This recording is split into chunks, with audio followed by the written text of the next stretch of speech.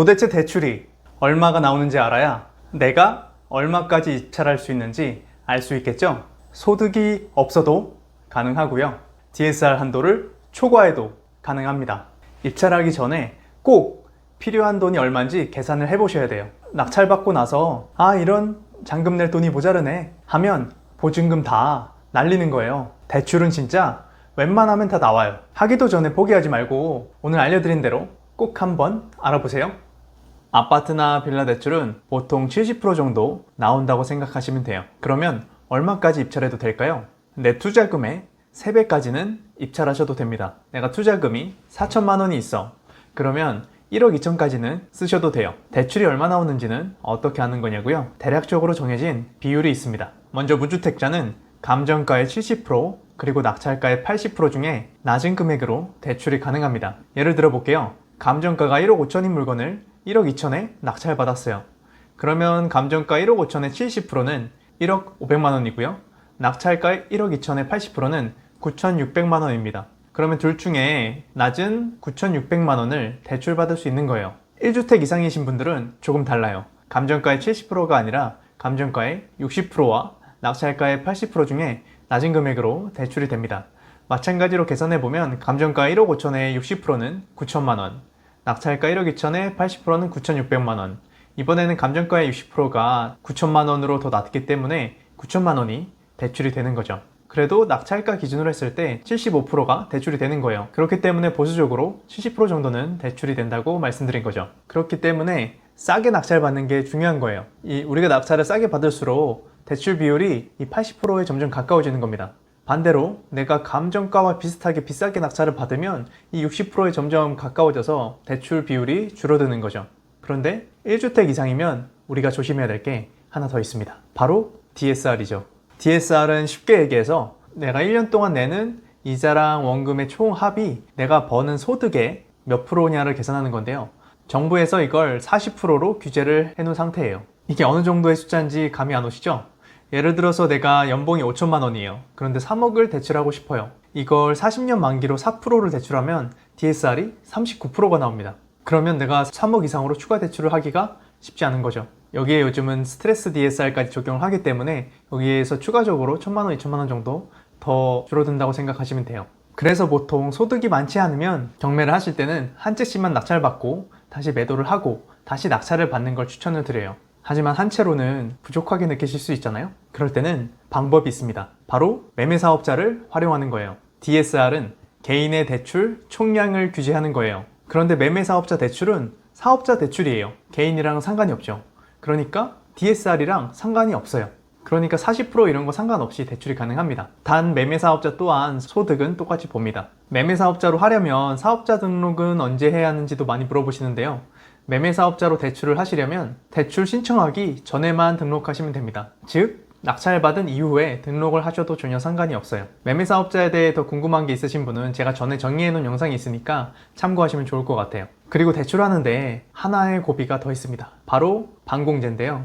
반공제가 뭐냐면 이 주택에 소액 임차인, 보증금이 작은 임차인이 거주할 때 최우선 변제 금액을 제외하고 대출을 해주는 거예요.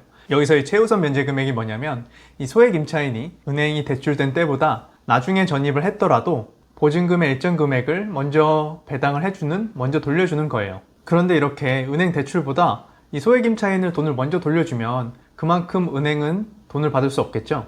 그러니까 은행 입장에서는 그 못 받을 돈만큼 미리 공제를 하는 게 반공제예요. 문제는 이 반공제 금액이 생각보다 큽니다. 서울 같은 경우에는 5,500만 원, 그리고 대부분의 수도권 지역은 4,800만 원이에요. 생각보다 크죠? 하지만 이것도 방법은 있습니다. 첫 번째 방법은 MCI, MCG인데요. 보증기간에 보험료를 내면 그 보증기간이 반공제를 안 할 수 있도록 반공제 금액만큼 보증을 해주는 거예요. 그럼 은행은 그걸 믿고 반공제를 안 하고 대출을 해주는 거죠. 이건 크게 두 기관에서 해주고 있는데 서울보증보험에서 해주면 MCI, 주택금융공사에서 해주면 MCG라는 상품이고, 근데 아쉽게도 이 상품은 현재 24년 10월 29일 기준으로 막혀 있습니다. 정부에서 대출 규제가 나와서 지금은 가입할 수 없는 상태고요. 그렇지만 이게 영원히 막혀 있는 건 아니기 때문에 알고는 계셔야 돼요. 그리고 이게 안 되더라도 방법이 또 있습니다. 바로 신탁대출인데요. 이 신탁대출은 신탁사를 통해서 대출을 하는 거예요. 신탁사로 형식상 소유권이 이전되는 방식이죠. 장점과 단점을 보면 아무래도 가장 큰 장점은 앞에서 본 반공제를 하지 않는 거예요. 그러면 대출 한도가 올라가겠죠. 그리고 두 번째 장점은 형식적으로나마 신탁사로 명의가 이전되기 때문에 실주인인 나한테 만약에 압류나 가압류가 들어오더라도 이 부동산에는 영향이 없어요. 명의가 신탁사로 돼 있으니까요. 그리고 단점도 있는데요. 아무래도 이율이 조금 더 비싸고 이 절차 자체도 조금 더 복잡하기 때문에 법무사 비용도 조금 비싸요. 그리고 우리가 이 부동산을 임대를 줄 때 여기 형식적인 소유주가 신탁사로 되어 있기 때문에 전세나 월세를 주려면 신탁사의 동의가 필요합니다. 그래서 보통 이 신탁대출은 단기 매도를 할 때 많이 사용하세요. 일시적으로 이용할 때는 뭐 임대도 안 줄 거니까 상관없고 이율이 조금 높더라도 내가 어차피 짧게 사용할 거니까 크게 영향이 없는 거죠. 그렇다면 은행은 우리의 어떤 걸 보고 대출을 해줄까요? 크게 세 가지가 있습니다. 소득, 신용점수, 그리고 기존 주택수와 기존 대출이죠. 일단 은행은 이 사람이 이자를 갚을 능력이 되는지를 가장 먼저 보고요. 그래서 우리의 소득을 증명해야 됩니다. 내가 회사원이라면 내 1년 연봉이 얼마인지, 내가 사업을 한다면 내 1년 매출이 얼마인지 증명을 해야 되는 거죠. 홈택스를 들어가시면 관련 서류를 떼실 수 있는데요. 여기 국세증명란에 소득금액 증명을 들어가시면 확인하실 수 있어요. 그런데 소득이 없는 분도 있으시겠죠? 내가 무직이거나 전업주부시면 숫자로 찍히는 소득이 없겠죠? 그래도 방법은 있습니다. 바로 대체소득인데요. 쉽게 얘기해서 네가 월급은 없지만 1년에 이 정도 소비를 하니까 이 정도 연봉은 된다고 인정을 해줄게 하고 은행에서 해주는 건데 크게 세 가지 방법이 있습니다. 첫 번째는 국민연금, 두 번째는 건강보험료, 지역 세대주인 경우만 해당하고요. 마지막으로 신용카드 사용액, 가장 많이 사용하시는 방법이에요. 그래서 예를 들어 내가 1년에 사용하는 카드 값이 1,500만 원 정도 된다고 해볼게요. 그럼 여기서 이 1,430만 원 이상이기 때문에 내 연봉을 3,000만 원이라고 인정을 해주는 거예요. 이건 투자할 때 이용하실 일이 많으실 테니까 이 화면을 꼭 저장해 두세요. 다음은 신용점수가 있습니다.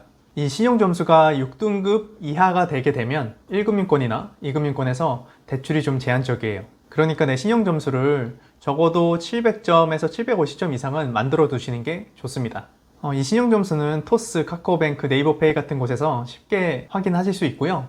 토스를 보여드리면 토스 앱을 키셔서 여기 밑에 내 신용점수라는 곳을 클릭하시면 이렇게 두 곳의 신용점수를 확인하실 수 있습니다. 그리고 마지막으로 기존 주택 수와 기존 대출이 있는데요.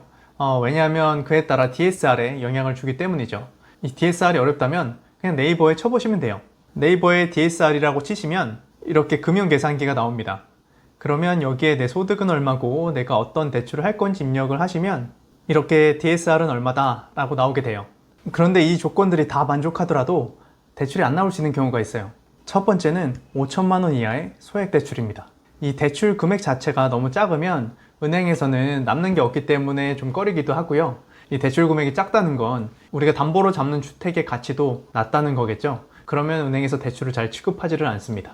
그리고 두 번째는 온전한 지분이 아닌 일부 지분이 나온 물건이거나 아니면 법정지상권 같은 소유권 문제가 있는 특수물건 같은 경우에도 대출이 조금 어렵습니다. 물론 이런 물건들만 취급하시는 분들도 가끔 있어요. 그분들을 찾으면 대출은 가능하지만 이율은 비싸겠죠? 보시면 아시겠지만 은행은 대출을 안 해주려고 하지 않아요. 은행은 기업이에요. 기업은 이익 추구, 돈을 버는 게 목적이죠. 은행은 이자로 돈을 벌잖아요. 그러니까 은행도 대출을 해주고 싶어 해요. 돈을 벌어야 되니까요. 그리고 우리는 그냥 은행에 대출을 해달라는 게 아니라 담보를 제공하잖아요. 이 담보인 주택의 가치만 충분하다면 웬만하면 대출은 나옵니다. 그러니까 대출을 안 될까봐 시작도 전에 걱정하지 마세요. 알아보면 다 답이 나옵니다. 이제 대출이 얼마가 나오는지 알았다면 어디에 알아보는지 알아야겠죠? 크게 세 가지 방법이 있습니다. 은행에 직접 물어보거나 대출 상담사에게 여쭤보거나 대출 상담 사이트를 이용하거나 일단 첫 번째 방법은 사실상 힘들어요. 은행의 각 지점에 직접 연락을 해서 이 지점이 경매 대출을 취급하는지 안 하는지 확인을 하셔야 되고요. 일단 은행은 전화 연결부터가 쉽지 않잖아요. 전화 연결이 돼도 경매 대출을 취급하지 않는 곳이 태반이에요. 그리고 어찌어찌 경매 대출을 취급하는 은행을 찾았다고 하더라도 경매에 대한 이해도가 떨어지면 조건이 또 좋지 않습니다. 그래서 대부분의 경매인들이 대출 상담사를 통해서 대출을 하는 거예요. 이미 서로 경매에 대한 이해가 돼 있으니까 대화가 쉽고요. 상담사분들만 잘 만나면 대출 한도가 안 나와도 어떻게든 만들어 주려고 하세요. 이분들의 연락처는 쉽게 구하실 수 있어요. 경매 입찰이 있는 날에 법원에 가셔서 명함을 들고 계신 분들한테 달라고 하시면 기쁘게 주실 겁니다. 또는 낙찰을 받으시면 경매법정에서 나올 때 이 상담사 아주머니들이 신나게 축하를 해주시면서 명함들을 잔뜩 주실 거예요. 혹시 아직 법원에 안 가보셨거나 가는 게 귀찮으시면 인터넷에서도 알아보실 수 있습니다. 네이버에 지지옥션이라고 치시면 지지옥션 경매 사이트에 들어오실 수 있는데요. 회원가입이나 로그인을 전혀 안 하셔도 돼요. 결과 통계에 들어가셔서 경락잔금 거래소를 클릭하시면 됩니다. 그러면 이렇게 지역별로 대출 상담사분들의 이름과 연락처가 있어요. 여기 계신 분들이 실제로 경매 법정 앞에서 나눠주시는 분들의 이름이 많이 섞여 있어요. 충분히 믿을 만한 분들이니까 이쪽으로 연락해 보셔도 됩니다. 그리고 경매 대출을 한 번도 안 해보신 분들은 궁금한 게 많잖아요. 그러면 전화해서 여쭤보시면 돼요. 대신 전화를 걸기 전에 문자로 내가 입찰하려는 물건의 번호와 대략적인 입찰가, 신용, 소득, 기존 주택수와 기존 대출 정도를 보내주시고 전화를 하시면 되는데요. 다만 주의하실 건 아무래도 대출 상담사 분들 입장에서는 아직 낙찰받지 않은 분들은 손님이 될 확률이 낮기 때문에 아주 자세한 상담은 조금 힘들 수도 있어요. 그래도 대략적인 건 충분히 상담을 해주시니까 전화해 보시면 됩니다. 그리고 마지막으로 대출 상담 사이트가 있습니다.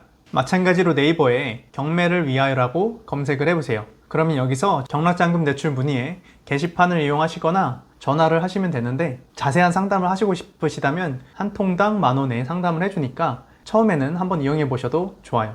이제 대출을 어떻게 알아봐야 하는지도 아셨으니까 어떤 순서로 진행되는지도 알아볼게요. 우리가 낙찰을 받으면 7일 후에 매각 허가 결정이 되죠. 그리고 또 7일이 지나면 이 매각 허가 결정에 대해서 확정이 돼요. 그리고 이때 잔금을 언제까지 납부하라는 대금 지급 기한 통지서가 나오죠. 보통은 이 매각 허가 결정 확정일 30일 정도 후까지 납부하라고 나와요.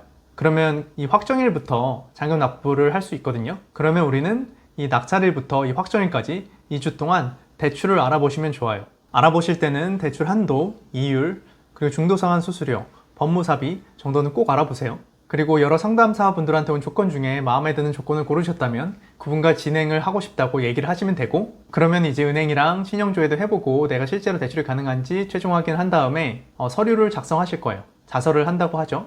자서를 하시고 언제 대출을 실행해서 잔금 납부를 할지 날짜를 정하시면 돼요. 이 날짜는 상황에 따라 정하시면 되는데요. 보통은 우리가 명도를 하는데 한 달 이상 걸리기 때문에 잔금 납부 기한이 끝날 때쯤 대출을 실행해서 잔금을 납부하는 게 보통이고요. 하나 꿀팁을 알려드리면 12월은 웬만하면 피하셔야 돼요. 왜냐하면 은행 지점마다 대부분 대출을 해줄 수 있는 한도가 있어요. 그런데 12월이 되면 그 해의 한도가 대부분 찬 곳이 많습니다. 그러면 대출이 조금 어렵겠죠? 그래서 대출을 조금 땡겨서 11월에 하거나 아니면 애초에 1월로 미루거나 해서 하시는 게 좋아요. 그리고 하나 더 꿀팁을 알려드리면 이 대금 납부 기한이 지나도 좌절하지 않으셔도 돼요. 다음 매각일 3일 전까지 납부가 가능하니까요. 연 12% 이자를 내야겠지만 며칠 정도는 낼만 하잖아요. 단 차순위 신고가 있을 때는 못해요. 그때는 대금 납부 기한 이내에 꼭 잘 내셔야 되는 거죠. 그리고 대출을 하실 때는 서류를 잘 맞춰서 내셔야 되는데요. 필요한 서류를 알려드릴게요. 일단 법원에서는 우리가 낙찰받을 때 받았던 입찰보증금 영수증, 그리고 매각허가 결정문, 대금 지급 기한 통지서 이 정도 있으시면 되고요. 주민센터에 직접 가셔서 인감증명서를 2부 이상 떼셔야 돼요. 이건 2 이상 필요할 때도 있으니까 넉넉하게 떼시는 게 좋고요. 그리고 인터넷에 정보24에 들어가셔서 중본 2부, 그리고 초본을 과거주소 포함해서 2부 떼시면 돼요. 그리고 홈택스에 들어가셔서는 국세한납증명, 지방세 완납증명을 떼시면 되고, 내가 매매사업자 대출을 진행한다 그러면 사업자 등록증도 있으셔야 돼요. 우리가 소득이 얼마인지 증명을 해야 되는데 회사원이거나 개인 사업을 하고 계시면 소득금액 증명원이나 원청진수를 떼시면 되고요. 아까 말씀드렸던 대체소득을 사용하실 때는 신용카드 사용액으로 한다면 카드 사용내역, 연말정산용으로 최근 2년, 건강보험을 하신다면 건강보험 자격득실 확인원을 건강보험공단 홈페이지에서 준비하시면 됩니다. 이렇게 서류를 준비해서 법무사님께 잘 전달드리면 법무사님이 모든 서류 처리를 다 대신 해주세요. 우리는 서류를 보내고 이체만 제 시간에 해주시면 됩니다. 그러면 소유권 이전이 완료되는 거죠. 이러면 대출 끝! 그리고 가끔 디딤돌 대출이나 특례보금자리론 대출 같은 정책 대출로 경매 잔금 납부하려고 하시는 분들 계신데요. 실제로 그렇게 하시는 분들도 계시고 불가능하진 않아요. 근데 정책 대출은 신청을 하고 대출이 나오기까지 30일 이상 걸리거든요. 그래서 재빠르게 움직이셔서 일정을 맞추셔야 돼요. 그리고 혹시 신청했다가 대출이 안 나올 수도 있잖아요. 그러니까 일반 경매 대출도 동시에 알아보시는 게 좋아요. 대출 안 되면 내 피 같은 보증금이 다 날아가는 거니까요. 대출은 철저하게. 오늘은 경매 대출, 경락잔금 대출에 대해서 알아봤는데요. 어때요? 이제 대출 걱정 좀 줄어드셨나요? 경매를 계속 하다 보면 부정적인 분들도 많이 만납니다. 지금 금리가 이렇게 높은데 투자를 한다고? 네, 금리가 높으면 높은 만큼 싸게 낙찰받으면 됩니다. 금리가 낮잖아요? 경쟁만 엄청 심해져요. 경매하는 사람들 맨날 대출 영끌하다가 망할 거야. 당연히 본인의 능력 이상으로 대출을 하시면 안 돼요. 자신이 감당할 수 있는 수준까지만 대출을 해야 됩니다. 하지만 무언가를 해보기도 전에 안 되는 이유부터 찾으면 과연 세상에 할 수 있는 일이 있을까요? 아무것도 안 하면 아무것도 변하지 않습니다. 경매를 하다 보면 분명히 성공할 때도 있고 실패할 때도 있을 거예요. 그런데 그 실패가 두려워서 성공도 포기하실 건가요? 심지어 경매는 내가 모든 걸 분석하고 입찰을 하기 때문에 이 실패를 하더라도 크게 실패하기가 쉽지 않아요. 5년, 10년이 지났을 때 안 되니까 아무것도 안 한 사람과 성공하던 실패하던 계속 경매를 도전한 사람, 과연 누가 더 윤택한 삶을 살고 있을까요? 앞으로도 여러분이 포기하지 않도록 경매가 되는 이유를 계속 알려드리겠습니다. 주변에서 부정적으로 얘기해도 흔들리지 마시고 나는 어떤 미래를 선택할지 꼭 한번 생각해 보세요. 오늘도 화이팅!